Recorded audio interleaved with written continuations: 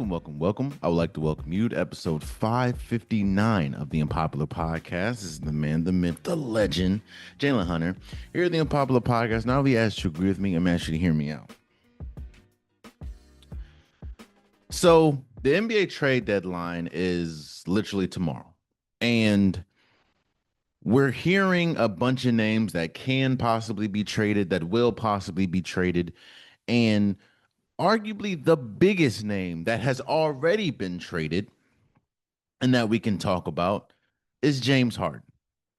James Harden getting traded from the Clippers to the Cleveland Cavaliers for Darius Garland, a second round pick. Now, before I solely talk about James Harden, let's talk about the trade and how it affects both the Cavaliers and the Clippers. Let's speak for the Cavaliers. One undeniable trait is Donovan Mitchell is an incredible player. I don't think that you can underestimate how good of a player Donovan Mitchell is and has been. However, a debatable quote or a debatable opinion is Donovan Mitchell doesn't make many people better. When you talk about a guard has, depending on how you play, depending on what, the team that's around you, depending on your strengths and your weaknesses, a guard's job is different. There is not just a singular job for a guard. Some guards exceed better or excel better at some things than others, and vice versa.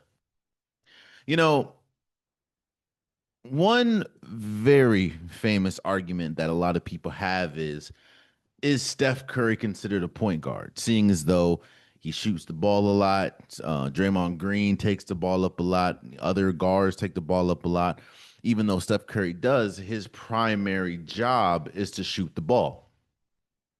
And there are also people arguing Steph Curry doesn't make anybody better. He's just a solar system, a sun in and of itself, and just people around him have to adapt. And I think that is furthest from the truth. You see, Steph Curry's greatness, the way that Steph Curry runs around with the ball, the way that Steph Curry shoots, the way that because how good of a player Steph Curry is, he's able to set other people up. Other people have easier times around him because the defense is so solely focused on Steph Curry. To me, that makes people better. Steph Curry also isn't scared to pass the ball. He doesn't just hunt for his shot. He hunts for the best opportunity, whether that's him shooting or somebody else. Steph Curry, that's why he's an all-time player for me. And a lot of people. When we talk about Donovan Mitchell is almost the opposite. But I'm not. Please don't hear me say that Donovan Mitchell is a bad player. I think Donovan Mitchell is an incredible player, one of the best guards in the league. But Donovan Mitchell, throughout his career, hasn't been the player to find ways to get other people involved.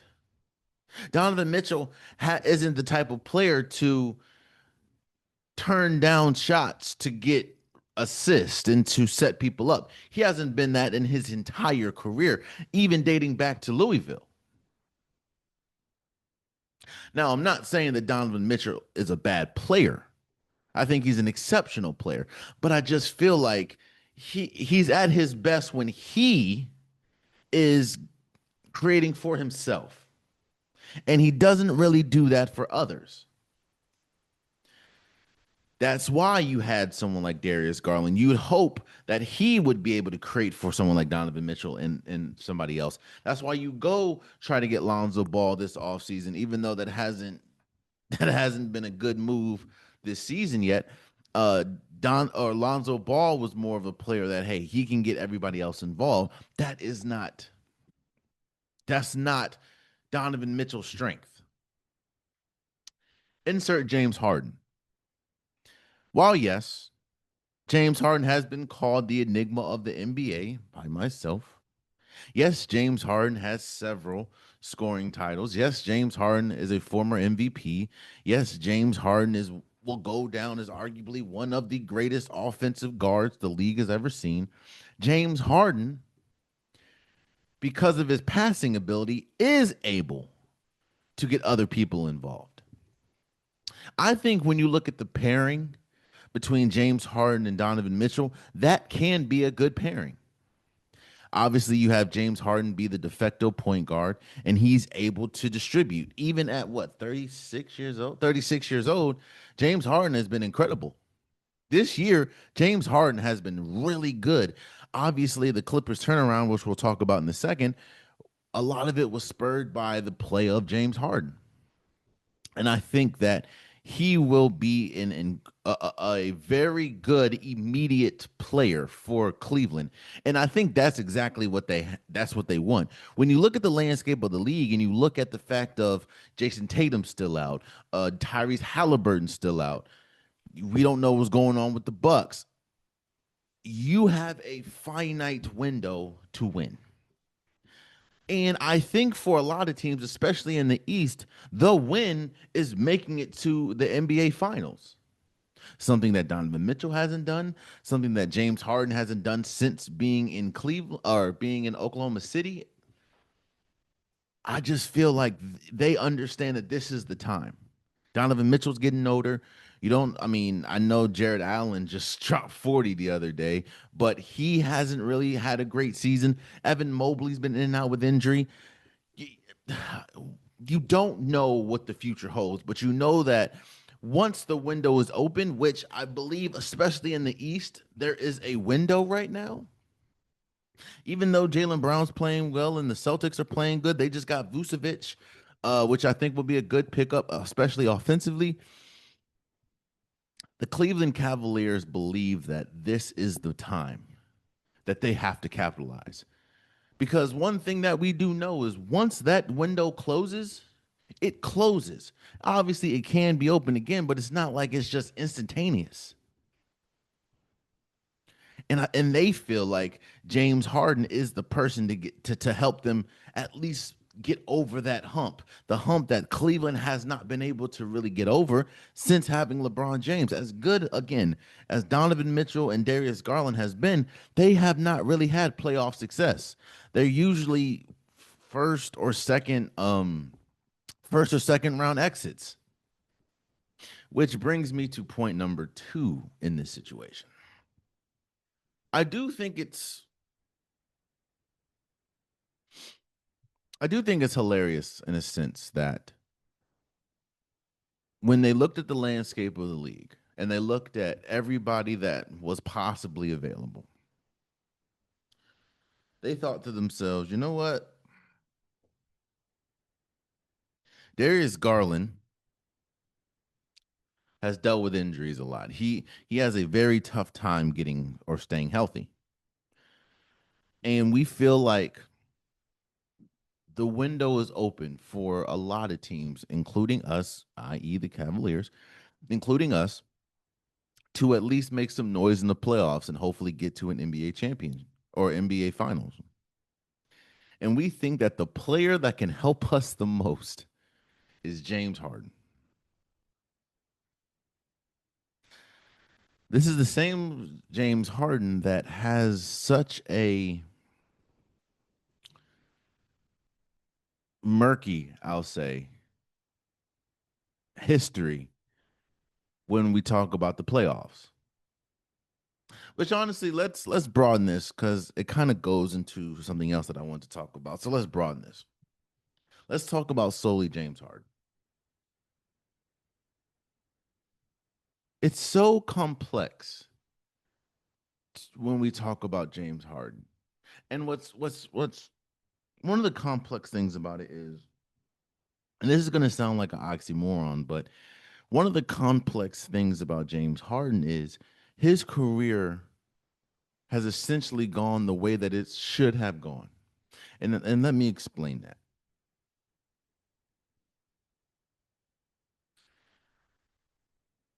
look at all the players that when we think of them, they excel mightily on the offensive side of the ball. Offensive savants, arguably greatest offensive players we've seen. Majority of them, not all, majority of them in their career as arguably great players, but when you look at their accolades, when you look at their accomplishments, it's lackluster. What my favorite player of all time is Allen Iverson. Allen Iverson, I mean, I have him tatted, or I have his jersey tatted on my arm. Allen Iverson is probably the main reason why I fell in love with the game of basketball. Allen Iverson is probably the main reason why I fell in love with sports. But when you look at Allen Iverson's career, obviously he'll go down as one of the greatest guards to ever play, one of the best quote unquote small players to ever play. He obviously had an MVP. He went to one NBA Finals, but that's it. When you look at accomplishment wise, you can say that Allen Iverson's career was a little underwhelming. And then towards the end of his career, he started bouncing from team to team to team. Whether we talk about Allen Iverson in Memphis, whether we talk about Allen Iverson in Detroit, whether we talk about Allen Iverson going back to Philadelphia, whether we talk about Allen Iverson in Denver, he just started bouncing around. Look at Tracy McGrady. We consider Tracy McGrady one of the greatest offensive players we've ever seen. Now, injuries played a part with Tracy McGrady, but Rockets, Magic, Knicks, Hawks, Spurs. There's such a trend. It's like once when you're really just known as a scorer, it's very and a score that doesn't necessarily that doesn't equate to winning the big moment. It's very hard to have staying power towards the end. I already said I stated James Harden is one of the I think he'll go down as a top 4 shooting guard of all time.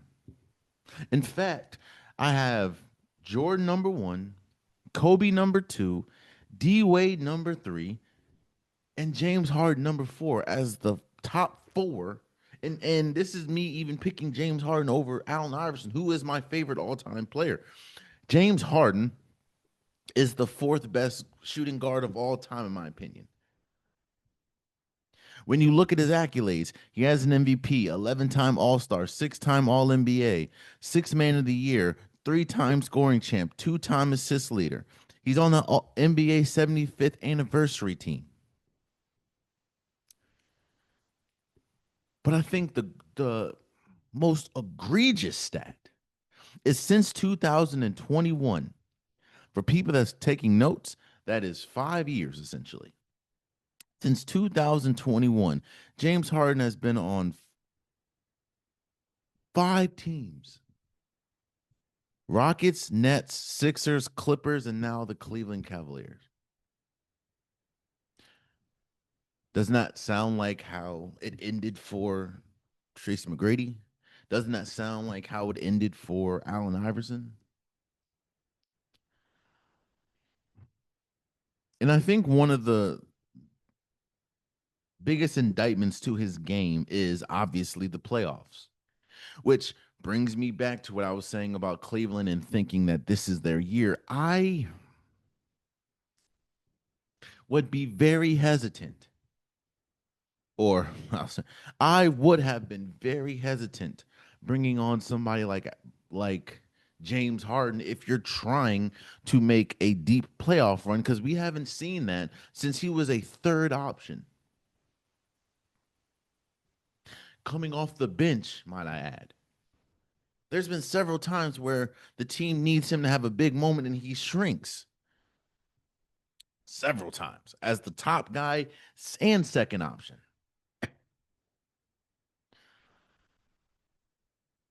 I get why they make the trade.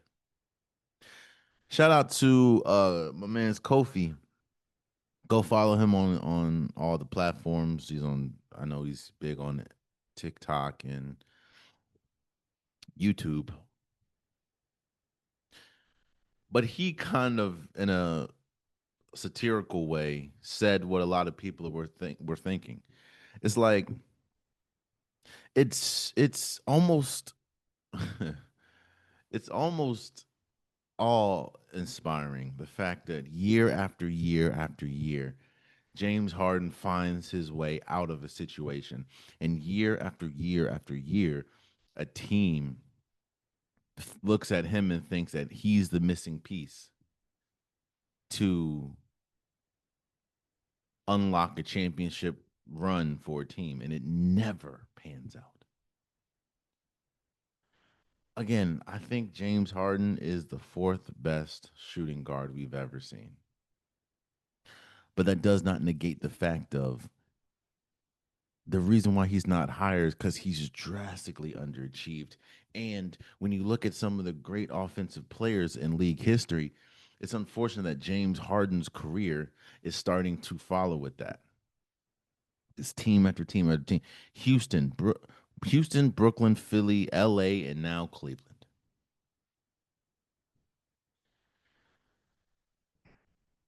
So I think that this is a good move in the immediate for Cleveland, but in no way, shape, or form do I think that. I'm definitely open to having my mind changed, and obviously that would be their goal. But well, not to change my mind, but to have success in the playoffs. I have no faith that James Harden is the missing piece for this Cleveland team to make the playoffs, because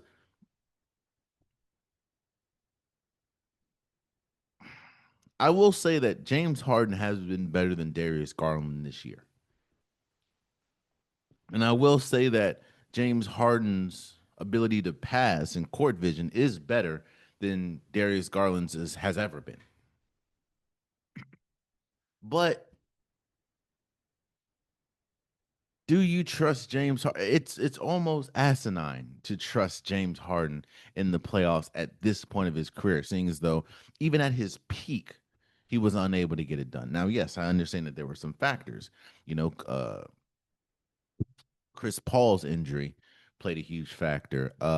Having to go up against the Golden State Warriors played a huge factor. But like I I believe Nick Wright said it. Um, he had Dwight Howard, Chris Paul, Kevin Durant, Kyrie Irving, Joel Embiid, Chris Paul, not Chris Paul, Kawhi Leonard, and now Donovan Mitchell. Oh, and Tyrese Halliburton or Tyrese Maxey. He's had possibly eight potential future Hall of Famers on his teams. Oh, I'm sorry, nine, because I completely forgot about Russell Westbrook twice. He's had nine possible future Hall of Famers and only has one NBA Finals appearance. And that's when he was coming off the bench.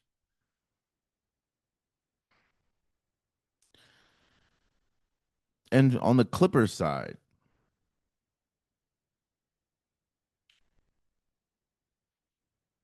I I I get it when you look at it on paper.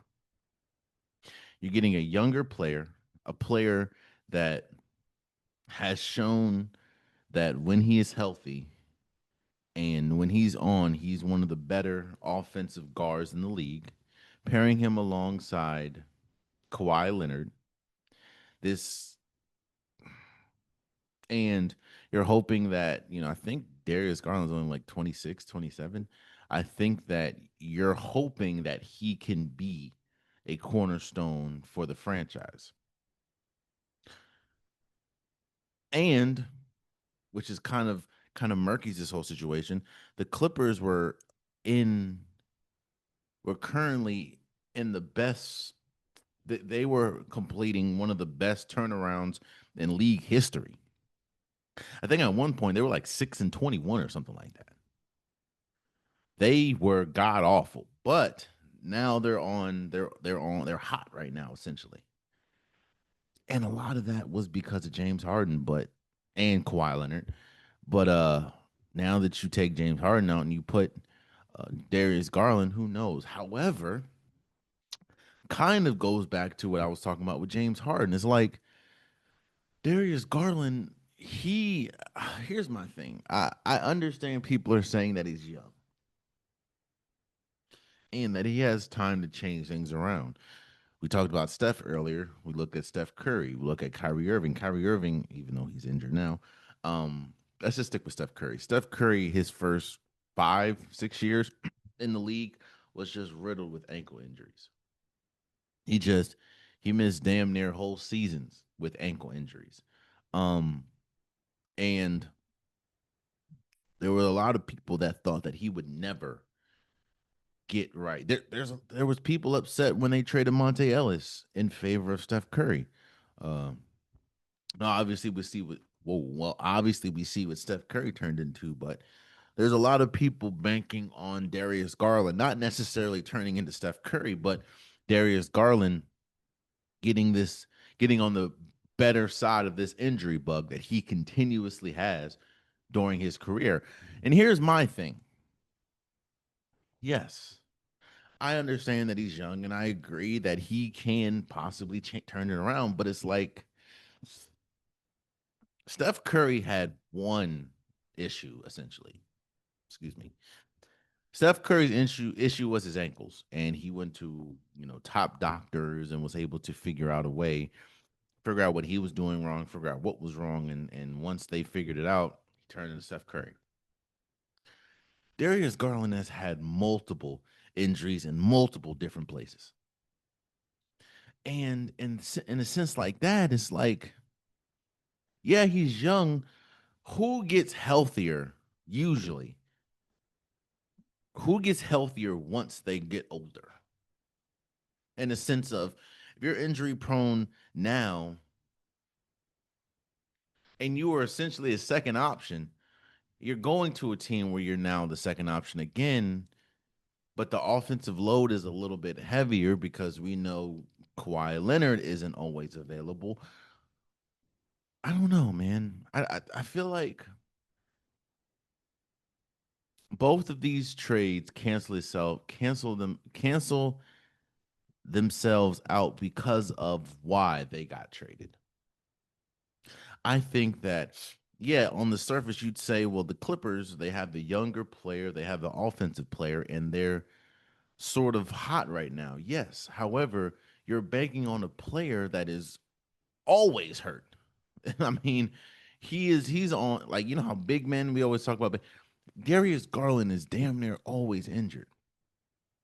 And then on the Cleveland side, yes, I understand that. I think James Harden will help you in the immediate, and he helps kind of get the team involved. I think he'll be a great help for someone like Jared Allen when we talk about lob opportunities. Same with Evan Mobley. I think that he takes a lot of the scoring pressure off of Donovan Mitchell. I think he'll be great in the immediate. I don't know how that would fare in the playoffs because James Harden's entire career has been incredible regular seasons fall off a cliff in the playoffs at some moment. On top of the fact of, since 2001, or no, I'm sorry, since 2021, this is his fifth team. What? That's 5 teams in 5 years. So I get it. I understand how some people are saying, both teams won, and I understand some people saying that it doesn't really make sense for either team. And I I tend to lean on that thinking. So I don't know, man. We'll see how it goes, but it's it's just very interesting to really look at the dynamic of it all. Um, and I'm very curious to see how this shapes up. Um, Speaking of shapes up,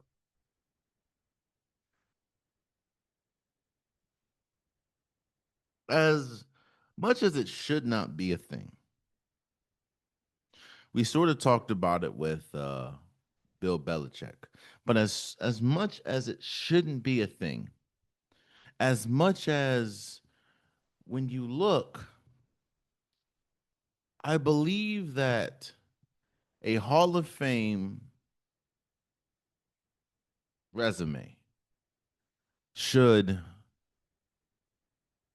have solely what you did or what your contributions were on the field.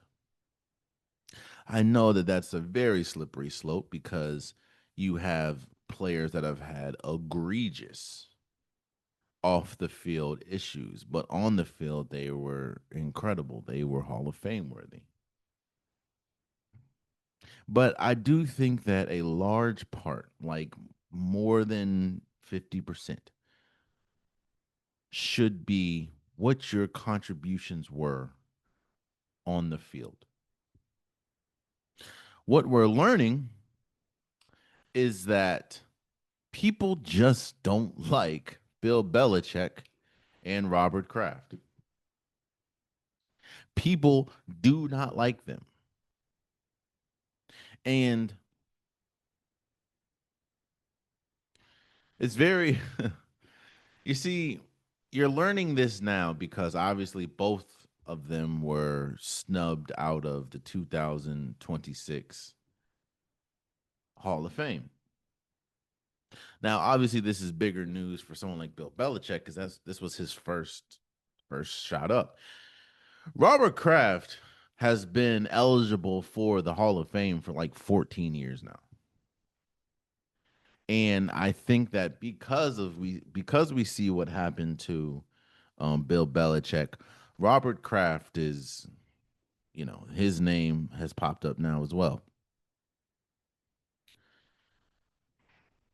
I don't think, actually, I know that going into the Hall of Fame uh, selection, going into the Hall of Fame votes, I don't think people understand just how much Spygate and Deflategate rubbed these owners and rubbed the media the wrong way. Kind of like Bill Belichick, when you look at just on paper, when you look at just the accolades, it's almost impossible to look at Robert Kraft and think he isn't arguably the greatest owner in NFL history. The success that he has seen with this team is pretty much second to none. But again, people do look.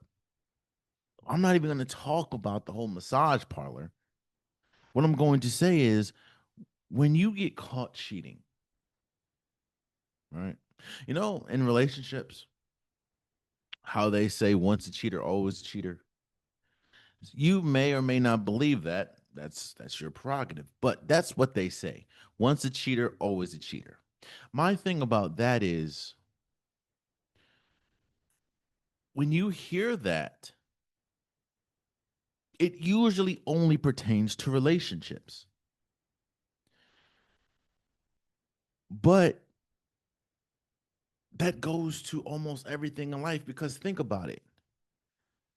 Once we found out about Spygate, once we found out about Deflategate, it almost put an asterisk on every single Super Bowl before and after. On top of the fact that a lot of people don't like dominance like that. Some people do, but a lot of people don't. Robert Kraft and Bill Belichick are finding out just how much people A don't like them and B how detrimental cheating allegations, most of them have turned out to be true, but cheating allegations affect someone's legacy. Yes, I think Robert Kraft will make it into the Hall of Fame. Yes, I think Bill Belichick will make it to the Hall of Fame, but that does not that doesn't remove the stain of Deflategate and Spygate, mostly Spygate. I think when they were talking about Robert Kraft, one thing that kept coming up was how detrimental Spygate was to his legacy, to the legacy of the New England Patriots. Again, I think that if you just look on paper, we're talking about the greatest owner and the greatest coach to ever live. But obviously, the voters haven't forgotten about multiple instances of cheating. And I don't, I, that's just how the cookie crumbles, bro. Now, obviously, I'm sure that they're not losing any sleep. I mean, when you have as many Super Bowls as both of them have, when you've seen as much success as both of them have, I think that they're okay not making it for a few years in the Hall of Fame. They're already cemented. When we talk about the pantheon of owners, when we talk about the pantheon of coaches, you can't get past one or two without talking about Robert Kraft and Bill Belichick. But the one of the things success wise that they can't control, you're seeing that people are really showing you how they feel about them and how you a lot of people don't like awarding winning when there's an asterisk on it. And a lot of people, when you look at some of these, Spygate changed a lot. Spygate changed the way that we view this entire organization a lot. And again, I wholeheartedly believe they will make the Hall of Fame, but they ain't making it in 2026. I'll tell you that. And a lot of that is just because of decisions they made. People do not take cheating lightly in any form, and you're seeing that. And again, as crazy as it is, and I'm not going to obviously go in detail because it's none of my business. What happened in the massage parlors when we talk about Robert Kraft probably had little to no effect on him not making the Hall of Fame. It solely has been Spygate and Deflategate. Two instances that have a direct impact on the Patriots winning a Super Bowl, not just a game, a Super Bowl under Robert Kraft and Bill Belichick. So I'm not shocked that they're on the outside looking in 2026. That's just how it is. Now I'm hearing hold up. I'm hearing a lot of people. I do kind of want to extend this. I'm hearing a lot of people say, "Well, if Robert Kraft is in the first ballot Hall of Famer, if Bill Belichick is not a first ballot Hall of Famer, then Tom Brady clearly is not a." Let me stop you right there. Let me let me stop you right there. Okay, we're talking about the greatest quarterback to ever live. I don't think they view the players as much on the same level and as in terms of Spygate. I don't think they view them as much or on the same level as they do the owners and the coaches. I completely understand that Robert Kraft and Bill Belichick not making it right now. Tom Brady, this is the same Tom Brady that went to Tampa Bay and won a Super Bowl there. This is Tom Brady damn near every record, every quarterback, good quarterback record there is. His name is atop. This is the winningest quarterback of all time. I think he has what, 7 rings? 7. He almost has a handful of rings. Tom Brady's making first ballot Hall of Famer. In fact, we're arguing about Eli Manning. We're arguing, Eli Manning still hasn't made it in because of, his one of the only accolades that Eli Manning has for making the Hall of Fame is he beat Tom Brady twice. But if that wasn't the case, Tom Brady would have what, 9 Super Bowls? Super Bowl wins? Yeah. Tom Brady's first ballot Hall of Famer, brother. I know that they're synonymous, whatever, but you can put Robert Kraft and Bill Belichick in one bin, Tom Brady in another bin. Tom Brady, that brother right there, is making the Hall of Fame first. It should be unanimous. So we'll see. Um, I kind of want to go back to basketball for a second, and I want to talk. No, I don't. I forgot about this. Um,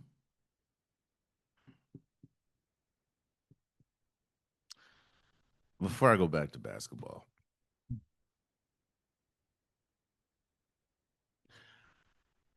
I'm gonna take you behind the scenes for a second. I'm having a very difficult time framing something up a different way than I've already framed it up. We've already had this conversation a few times. Um, and in those times, I've told you guys that we're never going to see this change because there's no incentive to changing. I know there's quote unquote rules, but rules are a lot of rules are easily circumvented. What we're talking about is the lack of African American head coaches in the league. How there were what, 10 or 11 head coaching vacancies, and none of them went to African Americans. I don't think Robert Sala is African American, but let's say only one of them went to a minority, and Robert Sala for Tennessee. And you're hearing a bunch of people say the Rooney Rule is broken, and um, this is blasphemy, and how are you going to, you know, you need to make it a thing. No, they don't need to do anything. I am well aware, and I've said this almost at every juncture. I am well aware how difficult it is for African Americans to break into head coaching for any professional sport. Let's just stick to football. Basketball, they're a little bit better, but let's just stick to football. Football, there's a reason why a lot of people, when they had this conversation, they did not include uh oh my gosh, how's his name escaping me? Pittsburgh Steelers. Mike Tomlin. He was so much the exception and not the norm. The norm is what you're seeing this year. The norm is, okay, we'll give you an interview, but we have absolutely no incentive, absolutely no care nor want to hire you. We're just doing this because there is a quote unquote rule that we have to interview an African American coach. But we had no intentions of bringing you on and hiring you as a head coach. Now, now, if you want to be a coordinator, we got you. But a head coach, oh heavens no.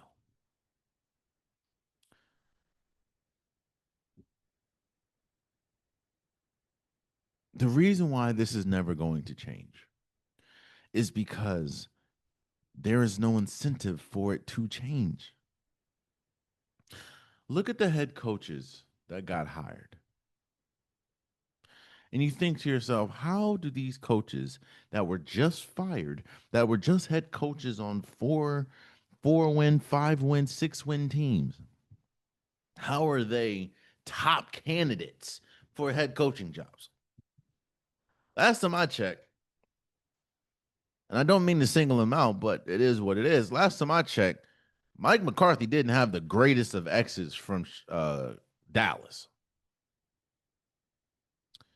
Yet he's the head coach for the Steelers.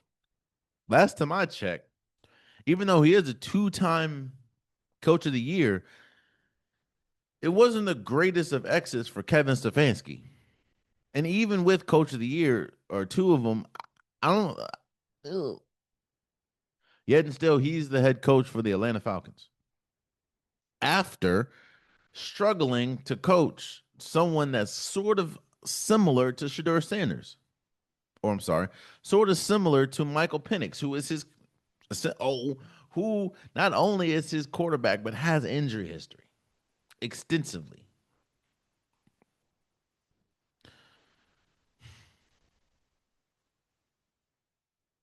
Yet and still, I understand, you know, Brian Flores, who is on the TV in the back for my audio listeners. Brian Flores does have, I believe, he sued the league. I don't know if it's still active or not, but he sued the league. But Brian Flores, he actually excelled as the head coach for Miami. The only reason he had sort of a dictator type situation from what people are saying, and that rubbed Tua Tagovailoa the wrong way. Well, they were still producing wins. The last I know Raheem Morris, it didn't work out too well for him in Atlanta as the head coach. However, when his tenure ended, they were one of the best defenses, something that we have not seen in Atlanta for a while. They're one of the best defenses in football.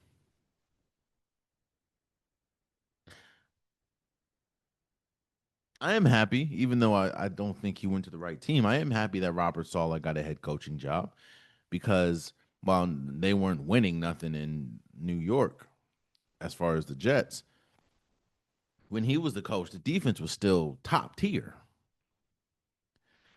My thing is this. Now I've said this before and I'll say it again. You cannot tell a owner how to spend their money. That's just how it is. You can't tell an owner how to spend their money, and an owner is always going to hire the GM that they want, and the GM that they want is going to always hire the coach that they want. That's just plain and simple. There is absolutely no incentive to bring you on an African American coach. In fact, now that I'm sitting here think about it, isn't there only one like minority coach right now? And that's minority head coach, and that's Robert Saleh right now. I'm trying to think. Yeah, I think it is. No, and homie from the Texans. From the Texans. Yeah. So there's two. I believe so. Falcons, Panthers, Saints. Did Todd Bowles get fired? I know. I don't think he got fired. Did Todd Bowles get fired? There might be three. I'm not 100% sure if Todd Bowles got fired, but if not, there's three. Yeah. So 32 teams, three of them have minority head coaches. There is absolutely no incentive, which is unfortunate because I think that there is a lot of exceptional African American coaching candidates that should be a head coach. I stood on this table again. I understand that there's probably a legal thing going on, but I stood on this table and said, "Yo, bring Brian Flores for Baltimore as the head coach, and the offensive coordinator be Mike McDaniel." Tell me that would not change the trajectory of the Baltimore Ravens.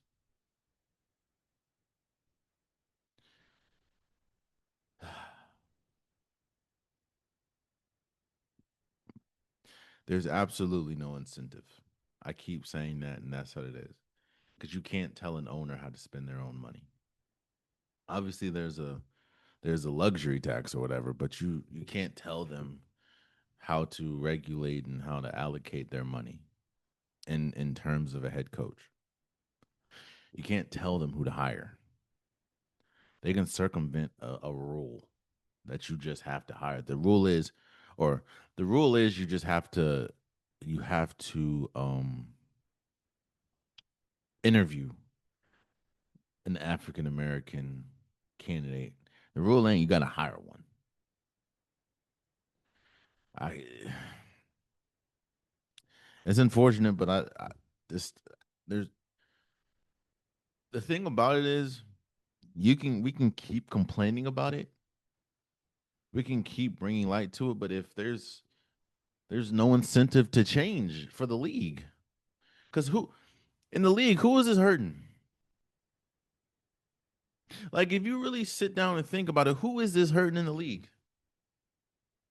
We are a couple days away from the Super Bowl. The Super Bowl is still going to be arguably the most watched thing in sports in the United States all year. People are still going to do fantasy football next year. They're going to do mock drafts. People are going to watch the draft. NFL is king in the United States, bro. I don't. There's going to be a section of people that are going to stop watching the league because there's not an African American representation as far as coaching. I'm sure the league understands that. But what sector, like what, who do you think is larger? What fraction do you think is larger? The people that are going to leave or the people that are going to stay and be avid fans?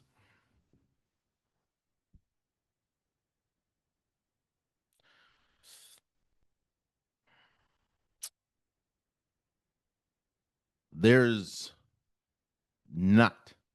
There's never going to be it unless that there is a rule that says you have to hire a African American coach, which there never will be, or you have to hire a minority coach, which there will never be. That this is never going to change because yeah, it's a bad talking point for a week or two, a couple weeks, but then once the draft hits, once the Super Bowl hits, once fantasy football preseason hits, all that it don't matter. People forget. People just like that are going to be like, well, let's go, Mike McCarthy. I don't like you as a boat. You know, I like my team. Okay. Or let's go. What's the mentor? The James Mentor, John Mentor, the head coach for the Baltimore Ravens. Let's go. Got Lamar Jackson. Let's see what you can do. Joe Brady. Let's go. The new head coach. He was offensive coordinator for the Buffalo Bills. You know, another season. Is Josh Allen going to do it? Is Lamar Jackson going to do it? This ain't going. This ain't going. People don't care for long, and that's just the reality of it. I think it's unfortunate. I really wish that we would have more African American representation as head coaches, especially in the NFL, which is dominated by African American players.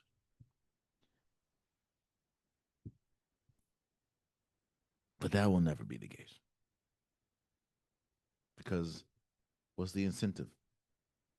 You can never tell an owner how to spend their money when it comes to making decisions like the GM or Why do you think that Josh McCown is always an option? Why do you think that Philip Rivers was a legit option for the Bills head coaching job after just playing for the Colts? Why do you think that Matt Ryan stopped what he was doing at CBS to be the head of football operations for the Falcons?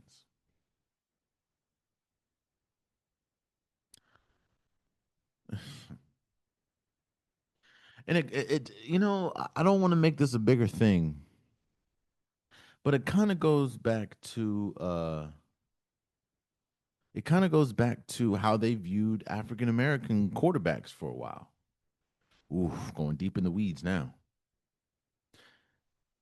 For the longest, they didn't think African American quarterbacks could process a playbook, process an offense, process the quarterback position well, which is why, especially if you were a mobile quarterback, they thought that you would fare better as a wide receiver or a running back because they just didn't feel like you were intelligent enough of grasping an entire offense.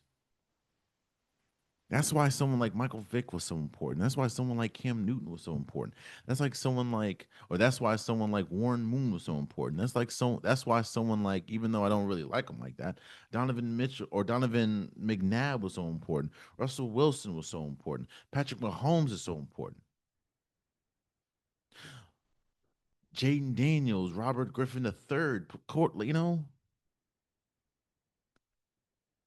you see how successful they can be in the college level, but they just never would get that opportunity. But you're seeing Steve McNair.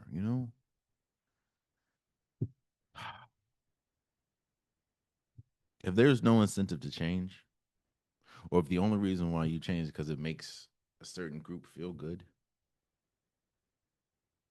a lot of people aren't going to change. Because again, what they're doing ain't really hurting their pockets. What they're doing ain't really affecting them in the slightest. So, yeah. Now, let's go over to basketball for a second. And I think one of the biggest shockers that happened, what I believe Tuesday, was Jaren Jackson Jr., one of the stars for the Memphis Grizzlies, was traded in an 8-player deal to the Utah Jazz. First and foremost, that sucks for Jaren Jackson Jr. having to go from the Grizzlies to Utah. But which is also funny because both teams really aren't in positions to win. But if you needed any more proof that the Grizzlies are in a rebuild, this um something that comes to my mind. It was a couple years ago where the Grizzlies had a slam cover. Slam, the basketball magazine. They had a slam cover and they had Dylan Brooks, John Morant, Desmond Bain, and Jaren Jackson Jr. And I believe like the caption was the future. The future is essentially in Memphis. That's not exactly what the caption was, but it was kind of akin to that.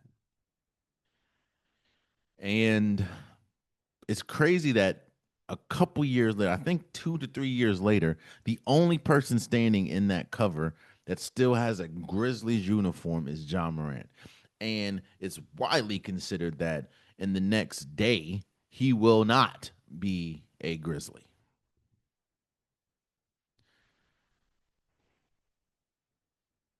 I do think the Grizzlies have what 13 picks in the next few years now, kind of rivaling that of the Oklahoma City Thunder. But this is a legit full rebuild. And the thing that a rebuilding team wants is draft picks, expiring contracts, and young players. And that's what they're doing. They got the draft picks at this point. Now they're just trying to get off John Morant. They're trying to, I think that this is very unfortunate for Jaren Jackson Jr. because he could be uber important. He could be that champion. He could have been. I don't know. I don't think they'll reroute him. He could have been that championship piece for a multitude of teams. Like, I think he would be a championship piece for someone like the Lakers. I think he could be a championship piece for someone like the Celtics before they traded for Vucevic, which I don't think that's a championship caliber piece because he's all offense, no defense, and they kind of need a defensive rim protector.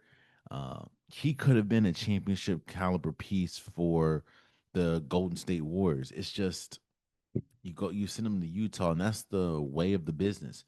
They're not gonna send you, especially if you're a caliber or type player as Jaren Jackson Jr. You have to have a special relationship, and the organization has to be a good organization for them to be like, you know what, we'll send you to a championship caliber team. That just doesn't happen that much.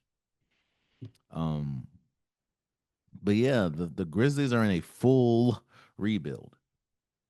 If you want, because I know that there's going to be a sector of people saying, I mean, yeah, they're just retooling because they're going to keep John Morant. If they do not trade John Morant by this trade deadline, if they don't trade John Morant by tomorrow, he will be traded this offseason. I almost guarantee it. I almost feel the same way about Giannis.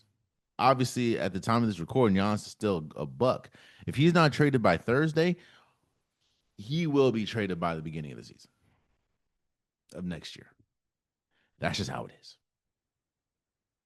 So, yeah. That also kind of brings me to the All Star selections. I didn't really talk about it that much, but I understand. Look,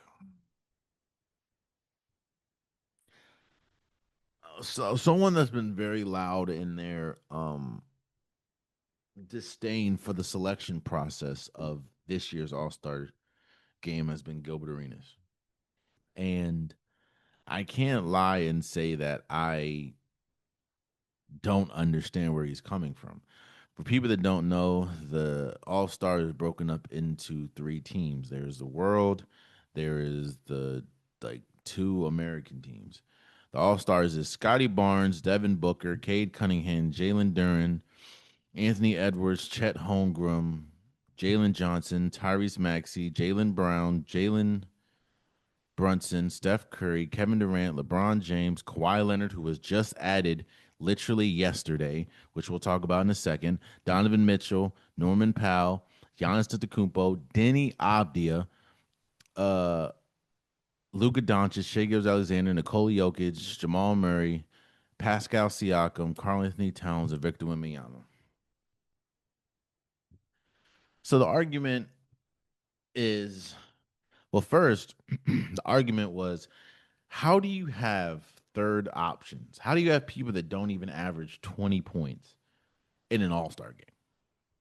That's one of the things. Like, how is Chet Holmgren at the time, getting a nod over Kawhi Leonard, who, might I add, is part of the host team? The All Star game will be in the Intuit Dome, and up until yesterday, they did not have a player, even though Kawhi Leonard is having a incredible year. It took them, like, Adam Silver had to step in, like, nah, we kind of have to add Kawhi Leonard, bro. Like, how is someone like Chet Holmgren, Jalen Duren? I know that you're the number one or number two seeds, but does that mean that you should already have and exactly what you thought was going to happen is what happened. Outside of the top few names, like outside of Giannis, Nikola Jokic, Shea and Victor Wembanyama, it's very questionable how the only reason why Danny Abdia and I like Danny Abdia. He was a wizard for a while. The only reason why he's an all-star because they had to fill it up for Team World. Pascal Siakam in no way, shape, or form should be an all-star this year. But because they had to fill up for Team World, there's no way, especially what you're seeing now, that Karl Anthony Towns is an all star this year. But because they have to fill up Team World, you know what I'm saying? It's like as much as we just talked about the move, James Harden should be an all-star. But he's not because you had to fill up space. How is Chet Holmgren an all-star but not James Harden? In fact, let me see something real quick. Let me see how much James Harden's averaging. Because if I'm not mistaken, Chet Holmgren's averaging 17 points a game. James Harden is averaging 25. Yeah, I don't. Let me just make sure that I'm Chet Holmgren 17.7. So you can say 18 if you want to make yourself feel good. You're not even averaging as at 7-1, you're not even averaging 10 rebounds. If I'm not mistaken, let me go back. Yeah. Let me see something really quick.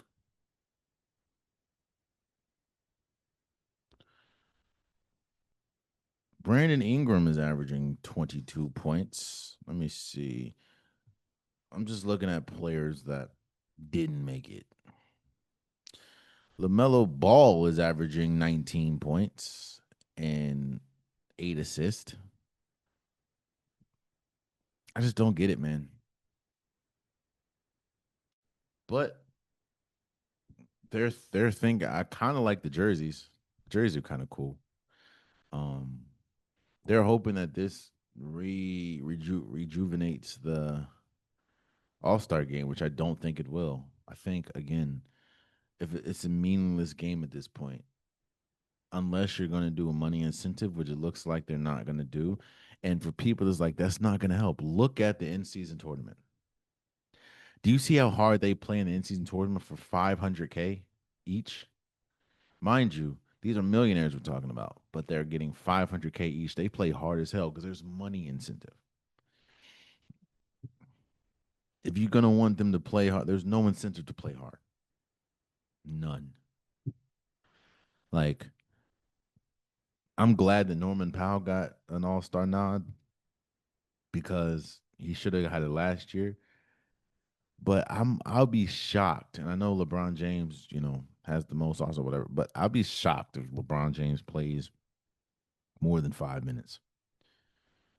Maybe he's gonna play longer to prove that Team USA is better than the world. I don't know. But this isn't gonna change much. I promise you that.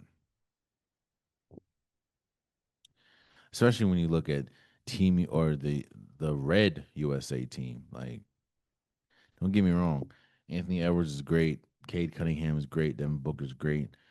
You think that Scotty Barnes, Devin Booker, Cade Cunningham, Jalen Duren, Anthony Edwards, Chet Holmgren, Jalen Johnson, who's having an incredible year, might add, and Tyrese Halliburton is going to beat Jalen Brown, Jalen Brunson, Steph Curry, Kevin Durant, LeBron James, Kawhi Leonard, Donovan Mitchell. Let's put them aside. You think that that team is going to beat Giannis, Denny, Luca, Shea, Jokic, Jamal Murray, Pascal Siakam, Karl Anthony Towns, and Victor Wembanyama? I don't, but hey, who knows? We'll see. I guess it is what Valentine's Day weekend, so we'll see. Oh boy, you know I hate being right about this. I really do, but I feel like my point has been proven time and time again. Um,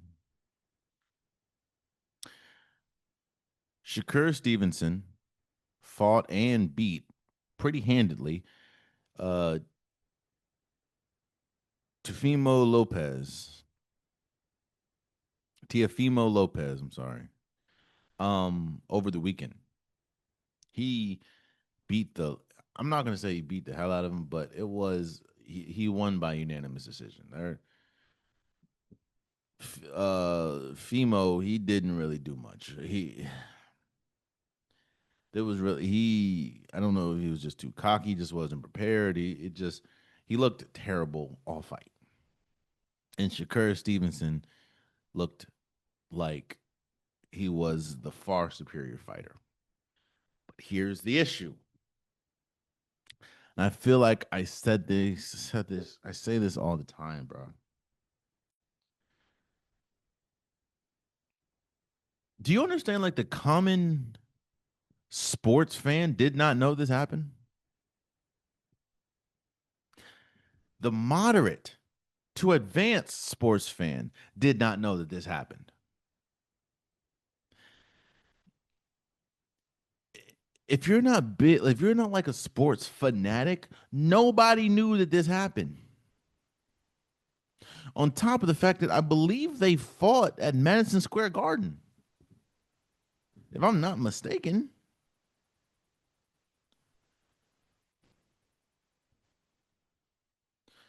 My thing is this, bro. I'm not saying that it has to be all, excitement and lights and unnecessary things. I'm not saying that. But these are two of your top fighters going up against each other, and nobody knows about this. If you're not drenched in the boxing world, the fact that this didn't even touch sports shows until like the second, maybe third hour should tell you everything you need to know. Should tell you where the state of boxing really is. Now, again, I don't think it needs to be the lights, the glam, or whatever, but I do think that there needs to be a focus and importance on better marketing because whatever the plan is, it's failing. You know what's worse? You know what's terrible? How did Terrence Crawford's interaction with, I think, Fimo Lopez's father get more buzz? In fact, that's how I found out that they were fighting. Mind you, I work in sports. I love sports to death. I have a sports podcast. I completely forgot that they were fighting until I saw the interaction with Bud Crawford and I think Lopez's dad.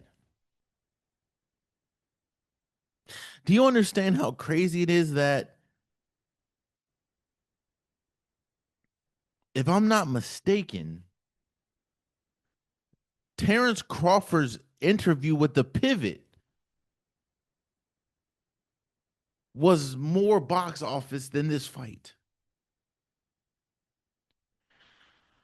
I said that, yo, boxing is going to be in a tough place with Terrence Crawford not being there anymore. It seems like every time you look up, um, Tank is in a legal situation with domestic violence. It's kind of hard wrapping your head around Canelo because he just lost a bud and he's getting older.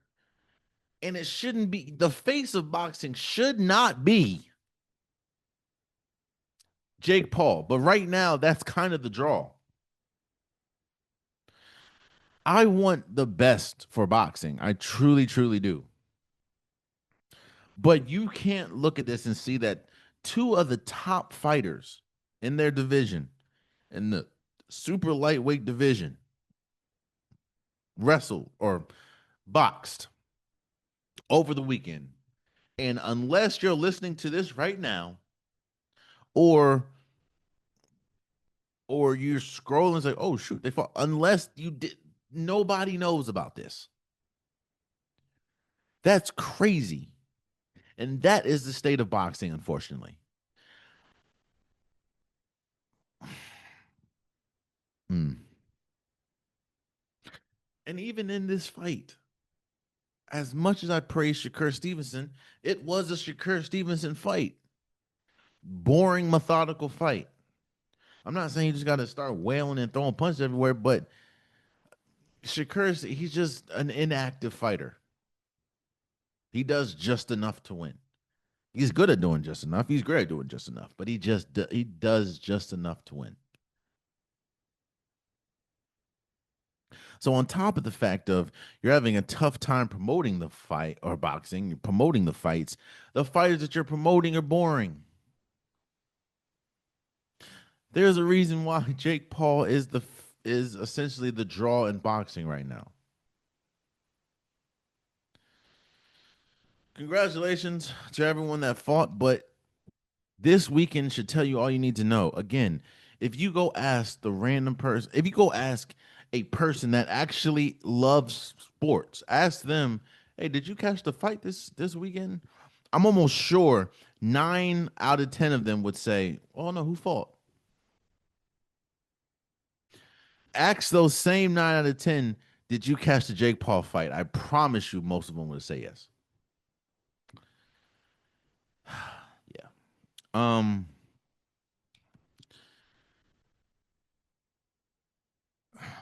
Paul George uh got suspended for 25 games. I kind of talked about this a little bit when it happened. I thought it was a performance enhancing drug. No, it looks like it was a depression, something about depression or whatever. And I'm not saying or whatever to depression. What I'm saying is,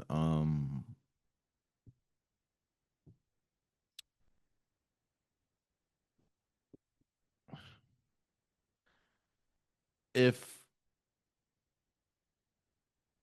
I don't know what he did, I don't know what he took. But my thing is this: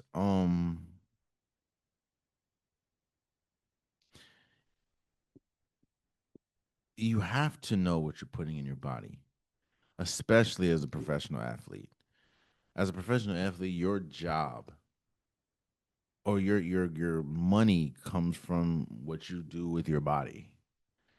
So if you're Paul George, you have to know what you're putting in your body.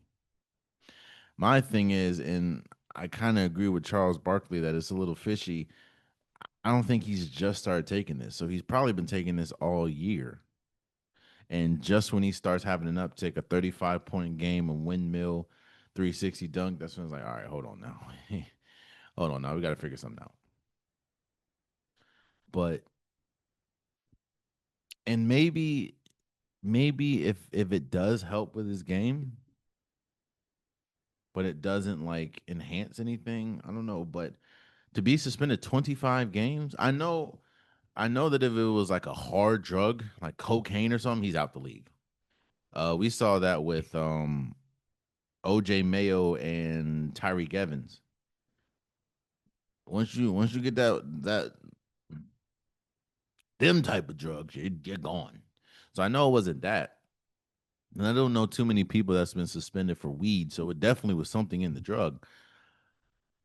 Excuse me. But you got to know what you're putting in your body, bro. And this derails essentially the season, and they were starting to get good, but I don't know. I don't know. Uh, I do want to say congratulations. Now I know I messed her. I'm gonna mess this lady's name up. Elena Rabanki, Rabakina.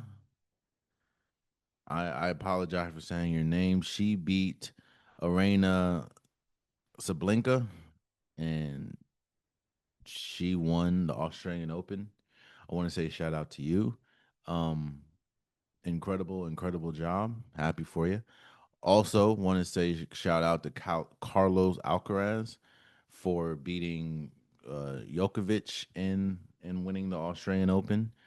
I will go back to. I'm gonna say your first name because I know I think Elena. That's your name, Elena. This is her second career Grand Slam, and she's only 26 years old. So I don't. I mean, I've never done it, but I don't think you understand how difficult it is to complete a grand slam. So the fact she did it, kudos to her. And Carlos Alcaraz, he's just continuing to prove why he is carving his way as one of the greatest tennis players we've ever seen. He, as well as Elena, had two of the most electrifying matches we've seen in years. Carlos was down bad for a minute, but came back and rallied back. Um, we also saw Djokovic his match against Skinner, I believe, was incredible, or Sinner was incredible. So congratulations to Carlos, congratulations to Elena. You guys were great. Uh, yeah.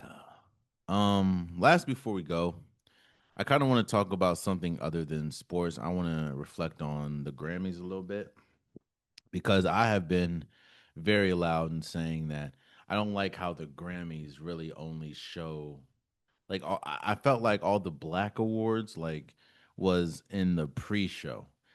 Not I realize that there is a bunch of categories that you can't get to on the main cast, but I just felt like all the categories which would had us look really good, they didn't air. However, people are Kendrick Lamar. Hey man, Kendrick Lamar rap, swept yet again. And my thing is, people are upset with Kendrick Lamar, bruh. You're making it seem like Kendrick Lamar don't make good music. Like you're making it seem like Kendrick Lamar ain't one of the best artists we've ever seen. I think he uh became the highest winning when we talk about Grammys solo rapper of all time over or he passed Jay-Z. I think he has like 26 now. Kendrick Lamar is Kendrick Lamar. There's never been a bad project from Kendrick Lamar. Now, I will say, they won best record for Luther, him and SZA. They won best rap album for GNX. I wish that would have went to, even though I did love GNX. GNX was one of my favorite albums uh, of last year slash this year. I do wish it would have went to Let God Sort Him Out with the clips. I think I just enjoyed that a little bit more, but um, yeah, Kendrick Lamar. Kendrick Lamar won for best rap song, which was TV Off, which you know I'm not mad at. Uh, Kendrick is Kendrick, bro. I don't know what to tell you. Again, and I am happy. I am very happy for someone like Leon Thomas for winning for what best traditional R&B, as well as Mutt won for best R&B album. I'm so happy for the Clips, man. Again, I wanted the Clips to win best for I thought it was going to be a long shot for them to win album of the year, even though I'm not upset that I feel like they did have one of the best albums of the year, and let's let God sort them out.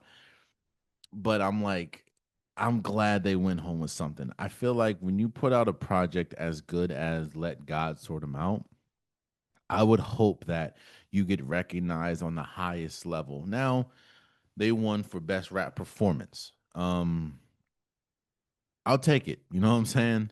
I'll take it. I wish that, you know, they would have won best rap album, but that's okay. Shout out and that's another thing. The performances was top notch, bro. Tyler the Creator had an incredible performance. Justin Bieber had an incredible performance. Everyone, the tribute, even though I wasn't the biggest fan of Ozzy Osbourne, the tribute to Ozzy Osbourne was great. The tribute to D'Angelo with Lauryn Hill and bringing out people like Lucky Day and Leon Thomas and Bilal and um, Anthony Hamilton, incredible.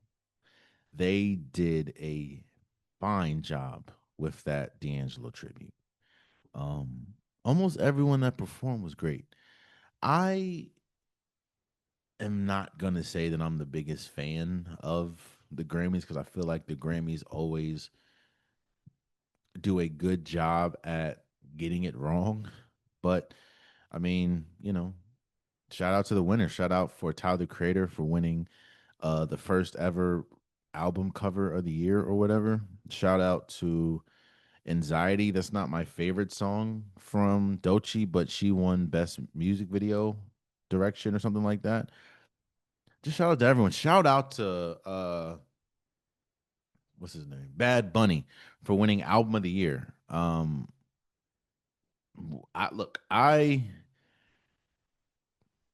don't even know how to say that album. The B Debbie TR Mas. Look, I don't speak Spanish, bro.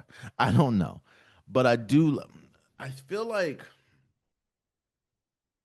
this year they made it a point, which I love and appreciate. They made it a point to almost every person that went up there made it a point to speak out against ICE and against what's going on in our political system right now, our political world right now. And I do love the fact that this was one of the first years where it felt like the Grammys didn't shy away from representing people that or representing people that they usually wouldn't represent. Now some people are undeniable, but in a year that had Lady Gaga, Sabrina Carpenter, Justin Bieber, Kendrick Lamar, and Tyler the Creator, them giving and again, I never heard the album, but I heard nothing but great things from it. Them giving Bad Bunny album of the year was perfect, and what he said was perfect. So I think that shout out to the Grammys, bro, and shout out to everyone that won. Shout out to everyone that was nominated. I obviously have my personal feelings about a lot of things, and there's a lot of things that one that I'm like, how the hell did Wildflower win? And that came out damn near 2 years ago. I don't know, but shout out to Olivia Dean. I'm not shocked, and I'm happy that she won Best New Artist. Like I feel that if there was anyone that was going to win, it was going to be her.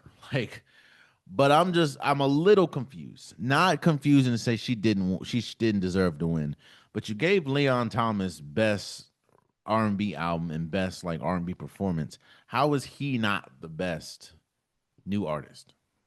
You know what I'm saying? Like, do you see are you picking up what I'm putting down? I don't know, bro. It was weird, but I am happy that she won. Shout out to her, Olivia Dean, and that I don't remember what the album is called, but that album is something serious. Um, yeah, that album is a banger. So shout out to everyone that won the Grammys, man. And there you have it. That's been today's episode of the Unpopular Podcast. I truly, truly, truly appreciate you guys. If you want an Unpopular Podcast shirt, hoodie, sweater, long sleeve joggers, the link is in the description below. I have multiple different colors, multiple different designs. Get your Unpopular Podcast merch today. Also, please subscribe to the YouTube channel. I'm trying to get as many subscribers as possible. So tell a friend to tell a friend to tell a friend to subscribe. It definitely means a lot. And I need all of you guys' help to grow the podcast, which is what I'm trying to do. Also, for my DSPs, Apple Podcast, Spotify, SoundCloud, I'm trying to please follow, please subscribe. It means so much to me. Again, I'm trying to grow the podcast unilaterally, and I cannot do it without you guys' help. So please, please, please follow, subscribe, comment, rate, all that on all the DSPs. For my socials, Instagram, TikTok, Facebook, I post pretty much daily. I post reels, I post stories, I post just content. I appreciate everyone that's engaging. I appreciate everyone that listens. If you're going to leave a comment, I don't mind debating, going back and forth in the comments. Just please keep it respectful. And on top of that, if you're going to leave a comment, why not follow? You know what I'm saying? So please, please, please, please do that. And it means a lot. Until next time, much love.